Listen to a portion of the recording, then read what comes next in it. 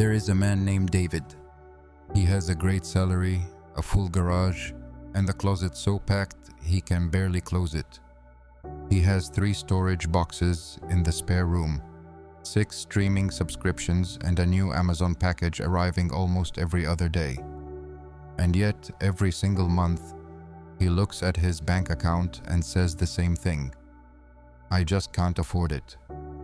If that sounds familiar, stay with me, because by the end of this video, I'm going to show you a single Japanese concept that doesn't touch your income, doesn't require a budget spreadsheet, and has nothing to do with cutting lattes. And it's the thing that finally cured David's financial anxiety for good. And there's one part of this concept near the end that almost nobody talks about, and it's honestly the most powerful piece of all of it. But first, let's talk about the actual problem. Over 50% of Americans report being stressed or anxious about money 3 or more days a week. In fact, 87% say they experience financial stress at least once a week. Now here's the part that should stop you cold. 42% of workers earning more than $100,000 per year still struggle with financial insecurity. And a recent Fortune report found that nearly half of Gen Zers and millennials feel financially behind, despite many actually having above-average savings. So the income isn't the problem, which means earning more isn't the solution. And that's exactly where almost every piece of financial advice gets it wrong. Most financial content tells you to track your expenses, open a high-yield savings account, invest 15% of your income, and repeat. That's fine advice. But it doesn't touch the anxiety, because the anxiety isn't a math problem. It's a perception problem. And there's a Japanese word that fixes it at the root. The word is motainai, pronounced mottainai. And I want to be honest with you. Most people who've heard of it translate it as "what a waste" and leave it there. But that translation misses almost everything that makes this concept powerful. Motainai expresses a sense of concern or regret for whatever is wasted, because its intrinsic value is not properly utilized. There's a difference between saying "don't waste that" and saying "that deserved better." One is a rule. The other is a relationship. And that difference is where everything changes. Mottainai teaches us that objects and nature have intrinsic value. We value an umbrella because it helps us stay dry in the rain, but we also value things out of respect. An umbrella, a pencil case, everyday objects, all are treated well, not just for their use value, but out of respect. In Japan, there are temples where people hold memorial services for broken needles, not because the needles are expensive, because they served and they deserved a proper goodbye. That's the spirit of Mottainai, and it goes back centuries. Buddhism and Shinto are integral parts of the Japanese psyche, which is why the non-human world is experienced in everyday life. In the Japanese worldview, everything in nature is endowed with spirit. Each individual existence is dependent on others, and everyone is interconnected. When a Japanese grandmother watched a child leave food on their plate, she didn't say "don't waste." She said "motainai." What she really meant was that food carried rain, soil, a farmer's hands, and time. Throwing it away ignores all of that.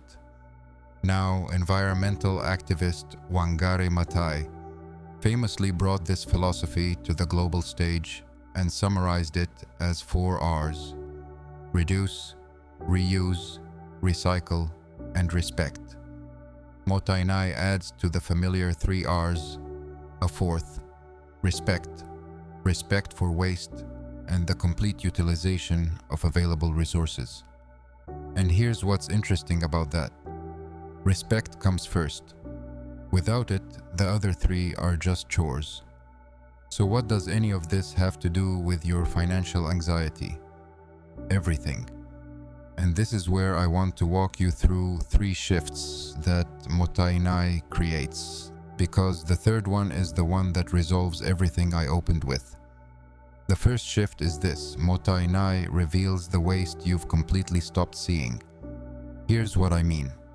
David, our guy with the great salary and the full garage, his problem wasn't that he was spending too much on any one thing.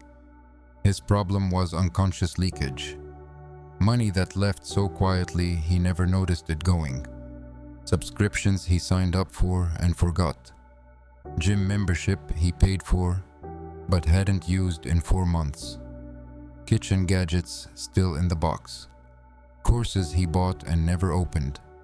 Clothes with the tag still on. Mottainai isn't just about saving or frugality. It's about recognizing the hidden value in what surrounds you. By honoring what is here now, life begins to feel fuller, without adding anything extra. The practice is simple. Before you throw something away, replace something, or buy something new, you ask one question: have I truly honored the value of what I already have? That's it. No spreadsheet, no app, no financial coach. Just that one question, applied consistently, starts to expose all the places where value is quietly slipping out of your life unnoticed. And when David started doing this, something uncomfortable happened. He realized his home was full of things he'd paid for, brought in, and then completely abandoned.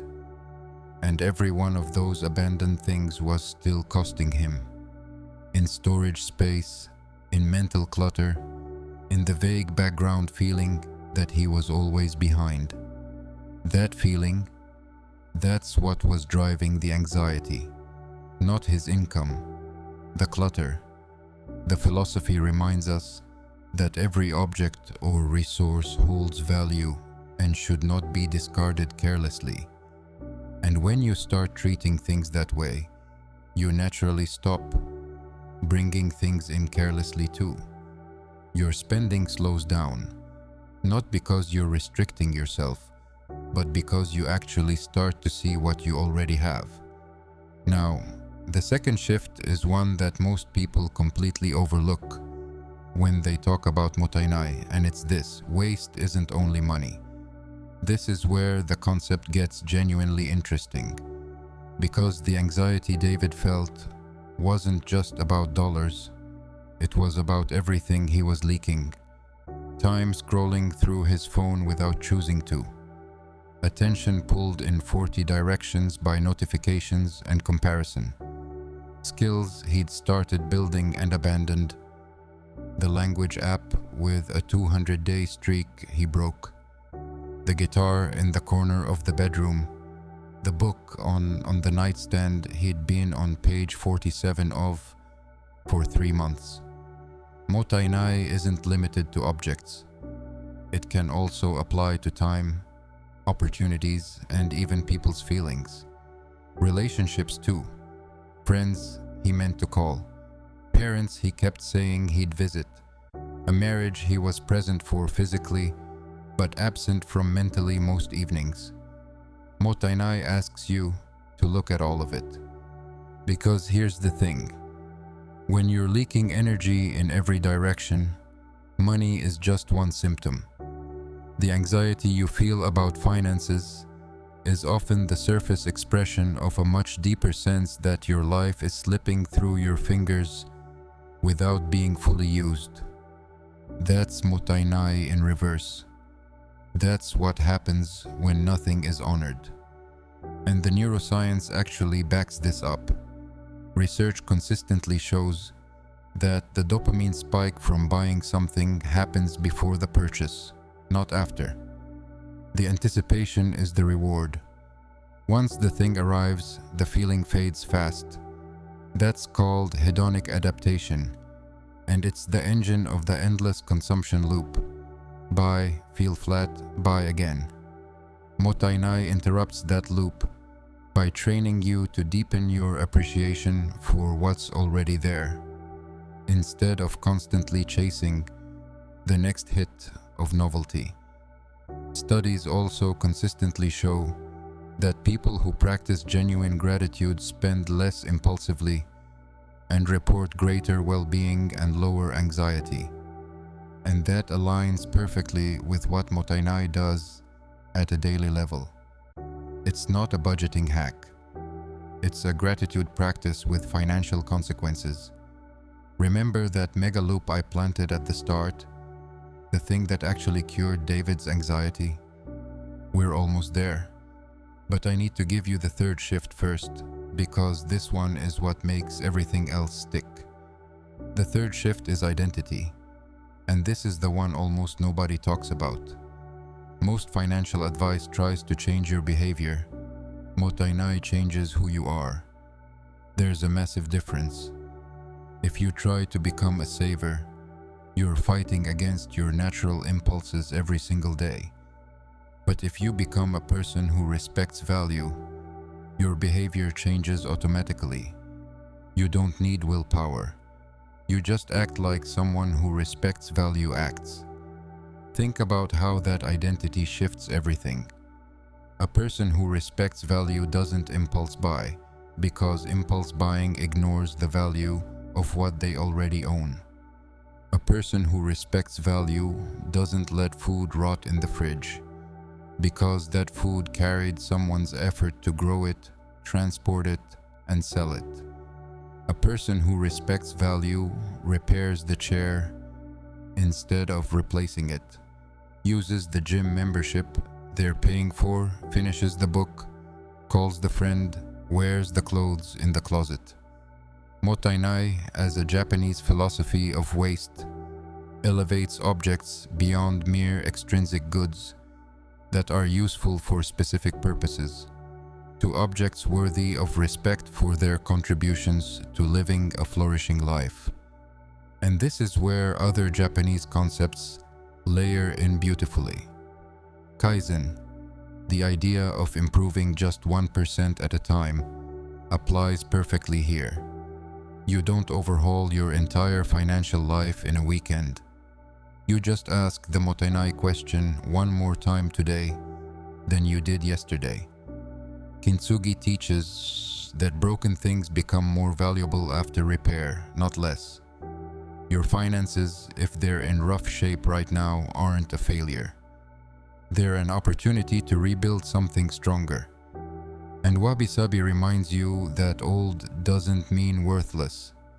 The jacket you've had for 8 years, the car that runs perfectly fine, the phone that does everything you need, these aren't things to be embarrassed about. They're things to be proud of. There's also a concept called ma, the Japanese appreciation for empty space. The idea that not every shelf, not every calendar slot, not every line of your budget needs to be completely full. Leaving room is not a failure. It's the point. Now here's where I want to hear from you. Drop a comment below and tell me, what's one thing in your life right now that you've been neglecting to fully use or appreciate? It could be an object, a skill, a relationship, anything. I read every single comment, and your answer might actually shape what we cover next on this channel. And if you want to go deeper into Japanese philosophy and how it applies to everyday life, there's a video right here that you're going to want to watch next.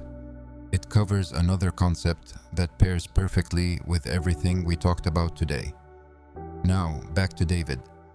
After his trip to Japan, David came home and did something unusual. He didn't open a new savings account. He didn't download a budgeting app. He just started asking the question.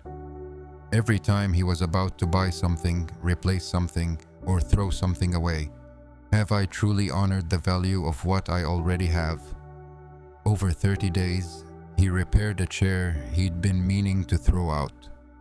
He canceled 4 subscriptions he'd forgotten he had. He cooked through the food in his fridge instead of ordering out. He finished a book that had been sitting on his nightstand for months.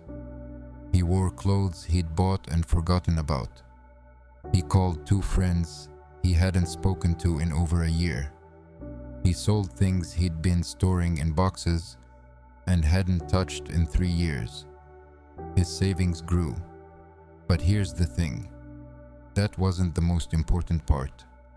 His anxiety disappeared. Not because he became richer, because he finally felt like enough. Because for the first time in years, he wasn't constantly aware of everything slipping through his fingers. He was present to what he had, and what he had turned out to be more than he'd ever noticed.